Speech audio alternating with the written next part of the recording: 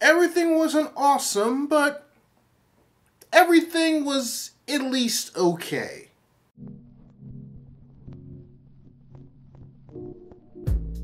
Today on Readus Reviews, I review the Lego Movie 2.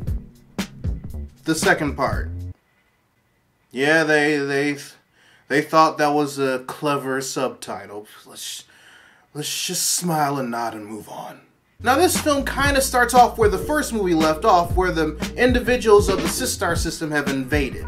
Then fast forward 5 years later and the world is pretty much Mad Max. With the only one that hasn't been affected by like the dark and grittiness of the world is Emmett. This attracts yet another Centaur alien and this time kidnaps a few of the Master Builders, including Batman, Wildstyle, and the others. And with absolutely no support from the civilians, Emmett goes out on an adventure to the Centaur system to save his friends. Now, considering that this is a sequel to the original Lego movie, I have to compare this, and I feel that the narrative in this one is a bit weaker. But while I say that, this movie's execution makes it feel like it is on par with the first one. And that has a lot to do with how you find out the world works after watching the original Lego movie and going into the Lego Movie 2, the second part.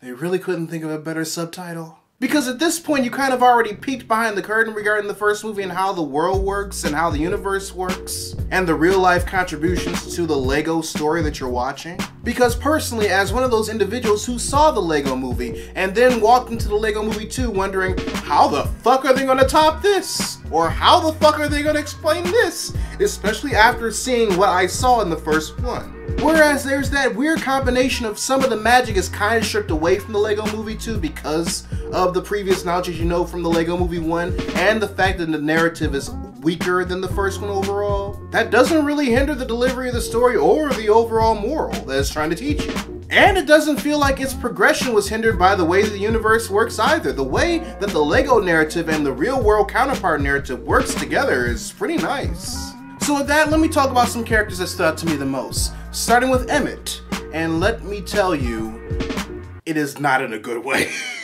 Emmett himself didn't stand out as much as he did in the Lego Movie Part 1, but he was the vessel that needed the narrative in Lego Movie Part 2 to work, which is both impressive and disappointing at the same time. It's depressing because he's not that much of a character until the end of the second act, so there's no connection with the character because of how plain he is. But you still kind of root for him because so much of what's happening in the story is centered around him.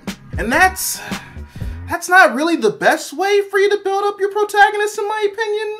Now Wildstyle, on the other hand, she just got boosted way the fuck up in the character development program. We see a lot more of her flaws, her insecurities, and proper character development progression in regards of Emmett's actions and her own. And not only does that development make sense, but it's constant from beginning to end. Whereas Emmett's, on the other hand, is pretty much non-existent until the end of the movie. It's almost as if this movie would have benefited more if Wildstyle was the protagonist this time around. And considering how much she grows over the course of this movie, she kind of is.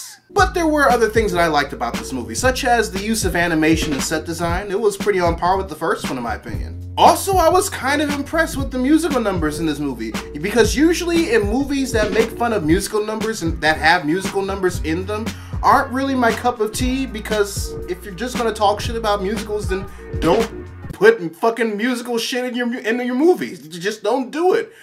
Why would they come to my concert just to boo me? What the fuck? But they were pretty good, and each of them served a purpose over the course of the movie. Like, they weren't just catchy musical numbers just to be catchy musical numbers. They served a purpose in the movie. And I especially like how they built up its twist and the resolution for it. Especially how it was hinted at in one specific scene in the beginning of the movie that if you just blinked, you'll miss it if you don't really pay attention. I thought that was really clever. But yeah, as far as my dislikes about it, it's still the stagnant growth of Emmett's personality and the development. This movie would have been a great opportunity to explore where he could possibly go as a character, especially after the first one, but they didn't. They did the bare minimum. And it doesn't really help that this movie kind of reinforces him having that lack of growth both in the narrative and the actions of the characters. I hate to say this about the main character and protagonist of your franchise, but at this point, Emmett's the only thing that's holding it back. Ooh. Ooh. Ugh. But overall, the Lego Movie 2, the second part, was a fun sequel and filled with well-executed ideas. It's just a step below the first one.